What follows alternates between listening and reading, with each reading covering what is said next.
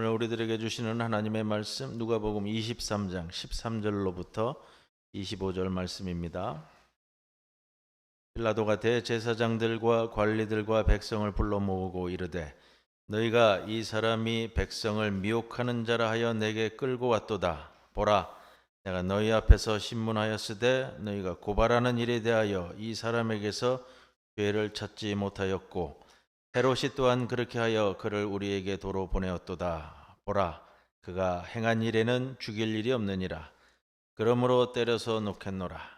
우리가 일제히 소리질러 이르되 이 사람을 없이 하고 바라바를 우리에게 놓아주소서 하니 이 바라바는 성중에서 일어난 밀란과 살인으로 말미암아 옥에 갇힌 자로라. 빌라도는 예수를 놓고자 하여 다시 그들에게 말하되 그들은 소리질러 이르되 그를 십자가에 못 박게 하소서, 십자가에 못 박게 하소서 하는지라. 빌라도가 세 번째 말하되 이 사람이 무슨 악한 일을 하였느냐? 나는 그에게서 죽일 죄를 찾지 못하였나니 때려서 놓으리라 하니 그들이 큰 소리로 재촉하여 십자가에 못 박기를 구하니 그들의 소리가 이긴지라. 이에 빌라도가 그들이 구하는 대로 하기를 언도하고 그들이 요구하는 자 곧 밀란과 살인으로 말미암아 옥에 갇힌 자를 놓아주고 예수는 넘겨주어 그들의 뜻대로 하게 하니라. 이 말씀 가운데 성령께서 함께 하시기를 기원합니다. 십자가를 지시기 위해 예루살렘에 입성하신 날을 기념하는 주일이고요. 또 오늘 무슨 주일이죠? 제주 4.3 기념주일입니다. 총회가 지정한 기념주일이고요. 제주 4.3은 4월 3일이 국가 추념일입니다. 10년 전에 국가 추념일로 지정되어져서 추념일로 진행합니다. 오늘 본문은 오늘 종려주일인데 종려주일 올 때마다 호산나 들어오는 장면을 본문 말씀으로 정하기도 했지만 오늘은 조금 색다르게요. 예수님 재판 과정의 말씀으로 함께 하려 합니다. 오늘 재판관이 누구죠? 판사입니다. 판사. 재판관이자 판사는 본디오 빌라도. 원어로는 폰투스 필레이트 이렇게 얘기합니다. 본디오는 이 지역 이름이에요. 필레이트, 빌라도라는 이름은 창을 가진 자, 창을 잘 사용하는 자 이런 뜻을 가지고 있습니다. 그래서 이 본디오 빌라도에서 추정을 하면 이런 생각을 해봅니다. 본도 출신이거나 본도에서 혁혁한 무공을 세운 군인으로 추정을 합니다. 빌라도라는 이름 자체가 전형적인 군인 이름이거든요. 그래서 아마도 별명이 이름화된 인물로 추정을 하기도 합니다. 일설에서는 그렇게 얘기합니다. 근데 말단에서부터 지금에 있는 이 자리까지 올라온 자수성가한 인물. 시오노 나나미의 로마인 이야기를 보면은요, 이 로마 군대에서는 소위 말해서 우리식으로 얘기하면 이등병으로 입대를 해가지고 꼭 장교로 입대를 안 하더라도요, 이등병으로 입대를 해서 장군으로 승진해서 로마의 황제까지 된 인물들도 나와요. 굉장히 그런 거에 있어서는 오픈된 군대가 로마 군대였던 것으로 보이고요. 본디오 빌라도도 그렇게 군대 내에서 자수성가한 인물이다 이렇게 보여집니다. 유대 총독이었다고 하는데 유대에는 총독이 없었습니다. 실제로 이 팔레스타인 지역을 통괄하던 총독은 시리아에 있었습니다. 시리아 총독이자 그리고 로마의 일개 군단의 군단장이 시리아 총독을 겸하면서 지금 다마스쿠스에 머물렀는데 이 시리아 총독이 모든 관할권을 가지고 있었던 것으로 이야기하고요. 그러면 빌라도는 누구냐? 그 바로 밑에 수석 부관으로서 지역 할당을 받아 관리하던 대리인일 것이다. 총독 빌라도를 뜻하는 이 총독이라는 단어가 조금 달라지기 때문에 역사가들은 그렇게 이야기합니다. 여러분, 빌라도를 우유부단한 인물로 보거나 또 사람들에게 휘둘리는 인물로 보는 것은 적합하지는 않은 것 같습니다. 오히려 꽤나 탄탄한 무관 기질에다가 능수능란한 정치적 감각을 가지고 있었기 때문에 로마 군대의 하급 위치에서부터 지금의 이 자리까지 올라올 수 있었던 그런 성격의 소유자로 보는 것이 좀 합당하지 않겠느냐 이렇게 생각되어집니다. 그리고 이걸 전제로 해서 오늘 재판 과정의 본문 말씀을 보게 되는 겁니다. 로마 군사 재판을 받는 이야기인데 지난 우리 수요일 날 누가복음 강해에서 다루었던 본문이 오늘 본문의 1절에서 12절까지의 말씀입니다. 1절에서 5절까지의 말씀을 보면 빌라도로부터 신문받는 우리 예수님의 모습이 나오고요. 6절에서 12절까지는 헤롯 왕에게 신문받는 예수님의 모습이 나옵니다. 그리고 오늘 본문은 다시 빌라도에게로 끌려와서 재판의 선고가 이루어지는요, 마지막 사형 선고를 받는 예수님의 모습을 전해주고 있습니다. 재판을 본다면 피고, 검사, 판사가 있습니다. 고소인이 있고요. 피고인은 예수, 고소인은 예루살렘 시민. 이걸 잘 보셔야 돼요. 고소인들이 누구냐면 예루살렘 백성들이에요. 판사는 빌라도 이렇게 형성이 되는데 검사는 누굴까요? 요즘 뭐 검사 때문에 아주 시끄러워가지고 검사는 대제사장과 관리와 백성. 오늘 보면 13절에 나옵니다. 검사는 대제사장과 관리들과 백성들이다. 이렇게 표현합니다. 예수가 저질렀다는 세 가지 죄에서 오늘 본문 앞에 있는 2절 말씀에 이렇게 이야기합니다. 첫째는 가이사에게 세금을 못 바치게 하였고 왕이자 그리스도라 자칭했다라는 것과 백성을 미혹시켜서 백성에게 소란을 일으키도록 선동했다라는 것이 죄목으로 지정됐습니다.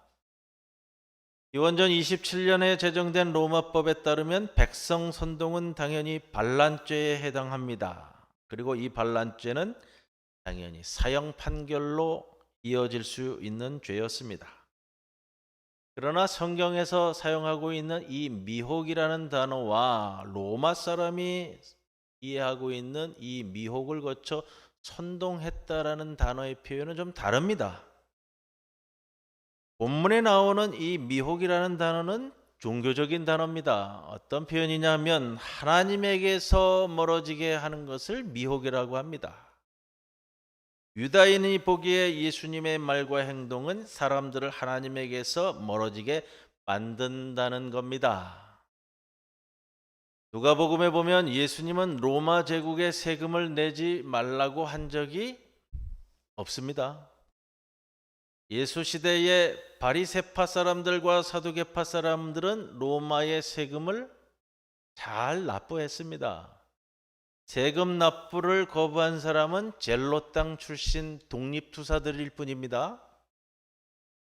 예수님이 그리스도라고 자신이 왕이라고 자칭한 적이 있어요? 없어요?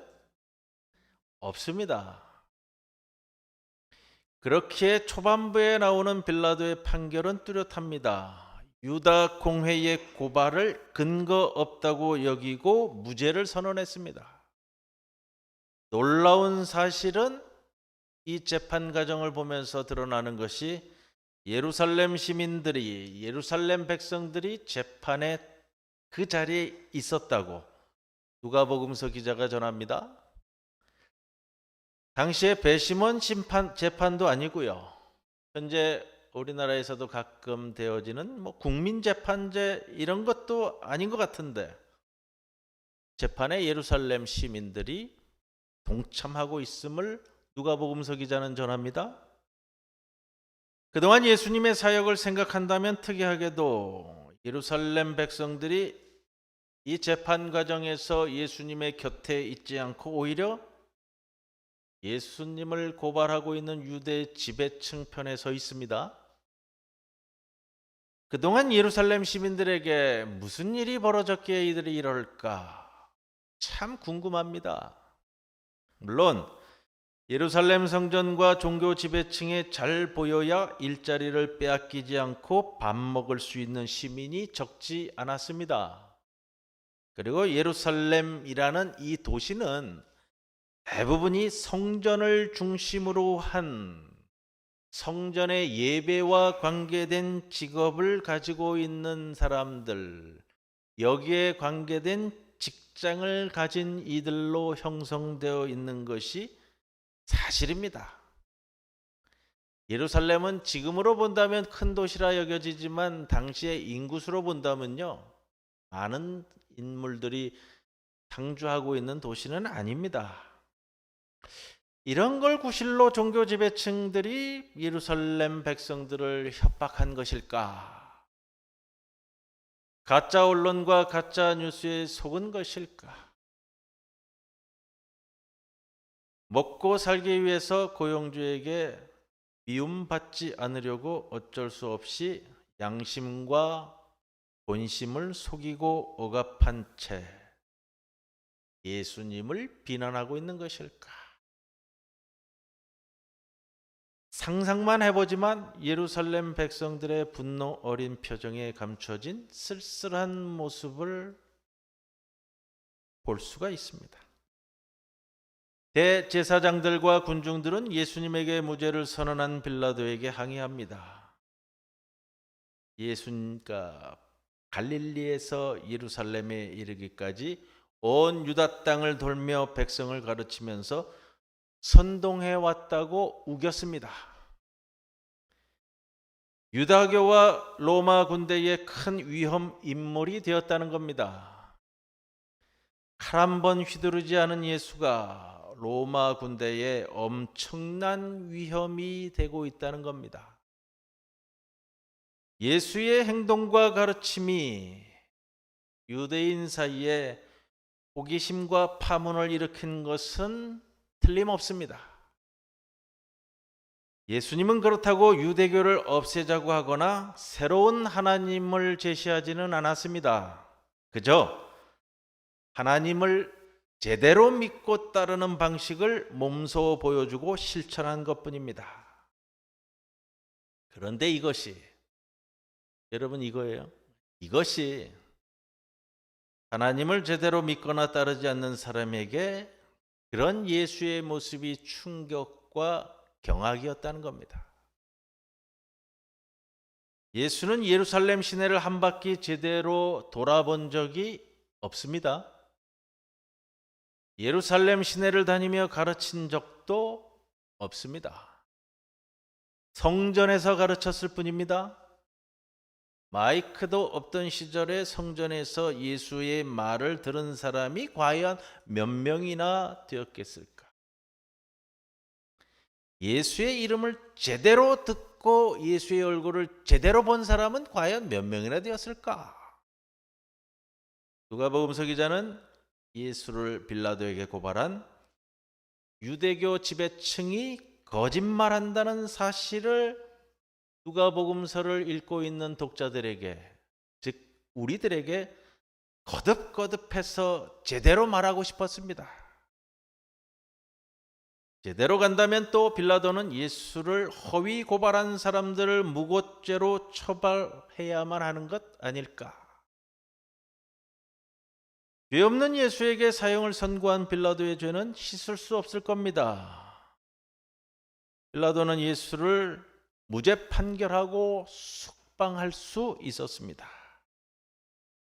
빌라도는 정치적 판단으로 예수에게 사형을 선고했습니다. 요즘은 그런 단어를 쓰더라고요. 정무적 판단을 한다고. 정무적 판단을 한다는 것이 무엇일까? 여러분, 가장 종교적인 인간이 때로는 가장 정치적인 인간이 되는 겁니다.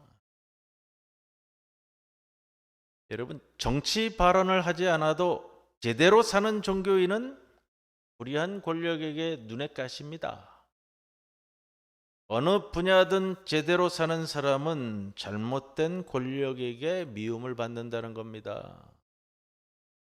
나쁜 권력자는 올바로 사는 사람이 무조건 싫고 불쾌하고 못마땅합니다. 올바로 살아서 악인에게 미움받은 겁니다.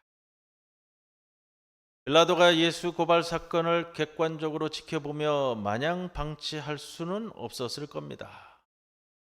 지금 여기는 많은 사람이 몰려들고 있는 6월절 축제 기간의 예루살렘 한복판이 아닌가라는 것이죠. 유대 총독은 일반적으로 가이사라 빌립보에 거주지가 있었기 때문에 그곳에 수비대와 함께 머뭅니다. 그러나 6월절 기간만큼은 예루살렘 성의 선동과 소요를 대비해서 예루살렘 수비대 지역으로 옮겨오는 것이 관행이었습니다.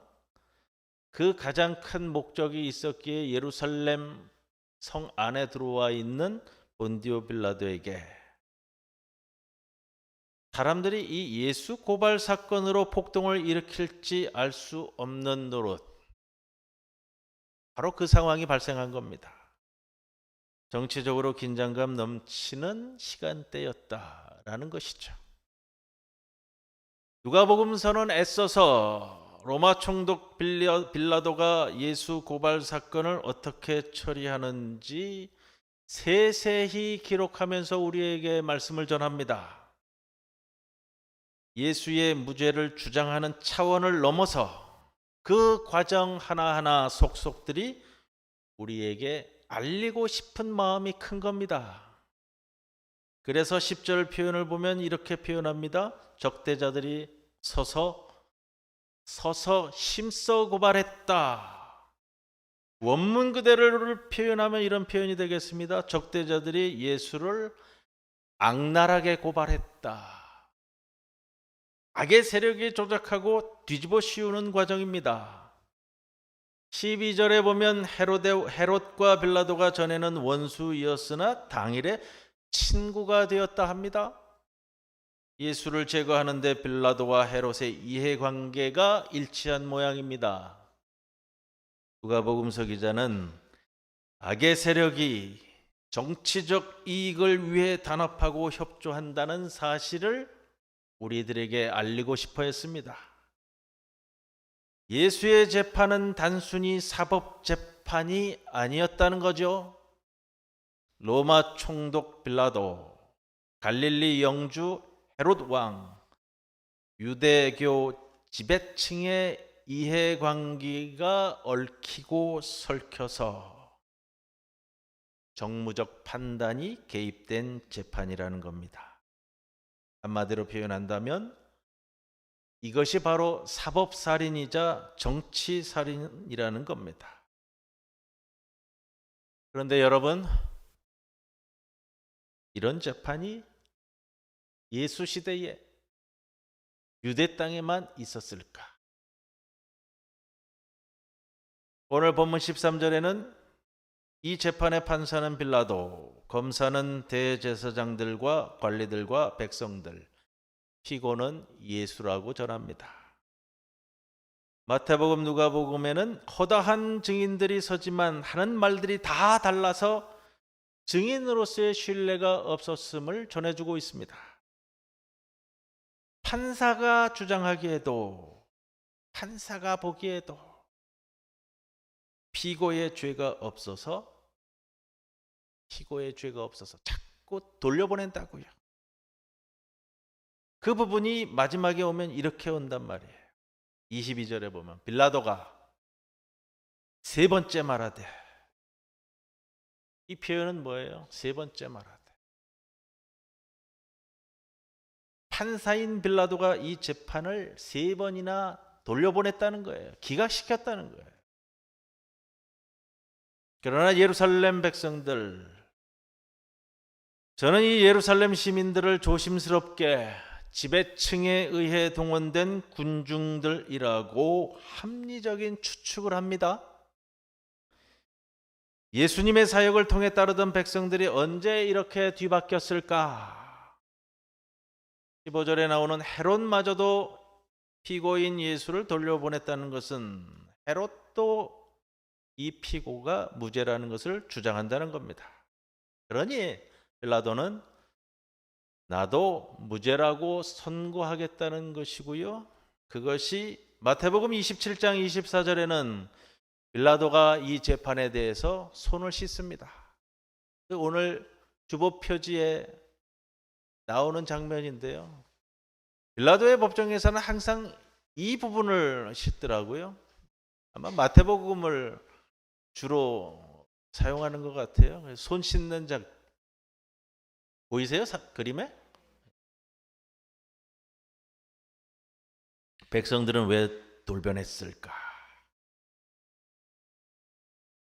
지금 우리 땅에도 정치 지배층이나 종교 지배층이 사람들을 속이거나 위협하는 사례를 자주 볼 수 있습니다.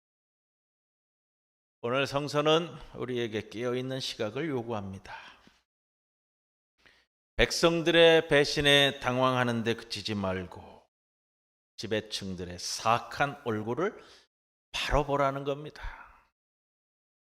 그 많은 시민들이 우연히 모일 리 없고 예수를 계속해서 죽이려 했던 대제사장들과 지도자들이 사람들을 동원하지 않고 자기들끼리 구경 왔을 리 없지 않느냐라는 겁니다. 누가는 그래서 예수님 부활 이후 엠마오로 가는 제자와의 대화에서 이런 표현을 씁니다. 24장 20절입니다. 우리 대제사장들과 관리들이 사형 판결에 넘겨주어 십자가에 못 박았느니라. 주요 책임의 장면에서 백성들은 제외시킵니다. 대제사장들과 지도자들에게 있어서 동원되었던 백성들을 이 부분에서는 좀 이렇게 제외시키는 모습을 봅니다.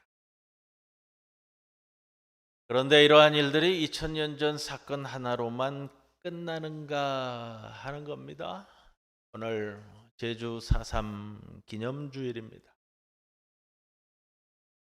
국가폭력에 의해 정치적 폭력에 의해 희생된 분들을 기념하고요. 기념은 단순히 기억하는 것만으로 끝나는 것이 아닙니다. 기억하는 자들이 행할 일은 다시금 이러한 일들이 발생하지 않게끔 하는 겁니다. 여러분 요즘 그 인터넷상에서 저도 조금 일부러 찾아서 보았습니다만 나는 신이다라는 그런 다큐멘터리가 있더라고요. 저는 찾아보다가 한 3개만 보고서는 도저히 보고 싶지 않아 가지고 그만 봤는데, 여러분 사이비 이단과 정통 그리스도의 구분할 수 있는 가장 빠른 방법이 무엇일까요?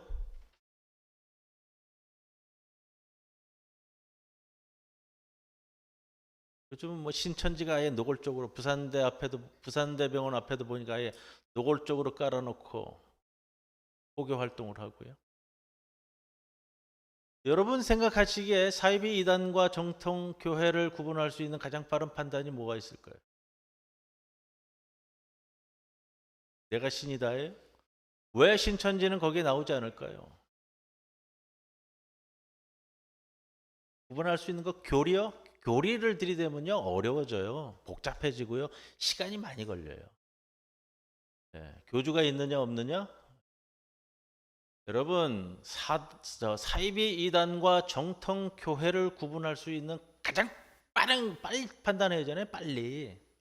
이걸 이게 교단에서 가장 어려워하는 게 그거예요. 이게 이단입니까 사입입니까 이렇게 제소를 해놓으면요 그거 가지고 교리 가지고 판단하다 보면은 출발이 1년 3년 5년씩 걸려요.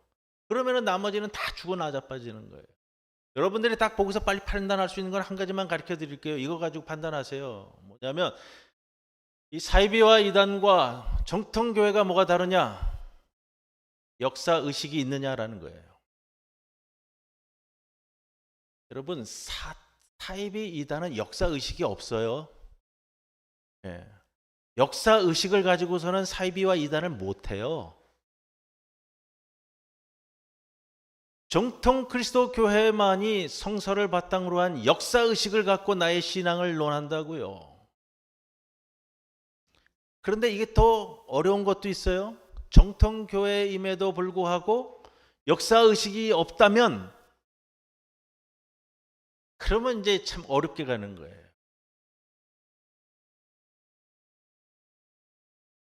기억하는 자들이 행할 일은 다시금 이러한 일이 발생하지 않게 하는 겁니다. 오늘 예수님의 사형 선고의 장면을 말씀으로 보면서 예수님의 사형 선고 과정은 국가 폭력이 개입되어 있고 종교 폭력, 정치 폭력이 개입되어 있음을 우리가 바로 볼 때 지금 우리의 이 땅에서는 그러한 일들이 다시금 벌어지지 않도록 하는 것이 성경을 깨달아 아는 우리의 신앙 고백이 되어야 한다는 겁니다.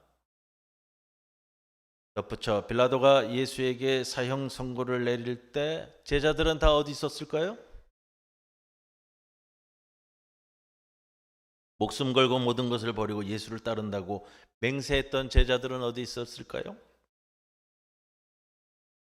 제자들은 다 떠났고 예수님은 혼자였습니다. 예수님은 제자들에게 버림받은 후에 군중들에게 버림받았습니다. 군중들에게 버림받은 후에 제자들에게 버림받은 것이 아니라는 겁니다. 세상 사람들이 교회를 망치는 것이 아닙니다. 교회에 있는 성도들이 바로 서지 못할 때 교회가 무너지는 것이고 교회가 무너지면 사회가 무너지는 겁니다. 오늘 누가복음서 기자가 전해주는 말씀을 우리가 바로 본다면 그리고 이것을 통해서 바른 역사의식을 가지고 우리의 사회를 본다면 그리스도인으로서 어찌 살아가야 함을 깨달을 수 있지 않겠습니까?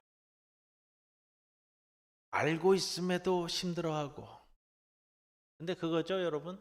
알고 있음에도 따르기 힘들어하고 따르기 어려워하는 그래서 여러분 오늘도 이 꼴인 우리를 위해 십자가를 지시러 죽는 거 알면서도 우리가 그렇기 때문에 예루살렘으로 그래서 올라오시는 주님을 바라보시면서 우리의 삶을 다시 한번 성찰하시는 이번 주간 한 주간 고난 주간이 되시기를 주님의 이름으로 간절히 권면을 드립니다. 아버지 하나님, 우리의 삶을 살아갈 때에 주님 보여주셨던 모든 사역의 행동과 말씀들을 통해 우리의 삶을 바라볼 수 있게 하시고 우리의 행위를 이루어갈 수 있도록 인도하옵소서. 알지만 힘들고 어렵지만 그러나 그러한 우리를 이미 아셔서 십자가를 지신 주님의 모습을 바라보면서 그래도 주님 말씀 붙들고 살아가는 주의 백성들 되게 하옵소서. 예수님의 이름으로 기도드리옵나이다. 아멘.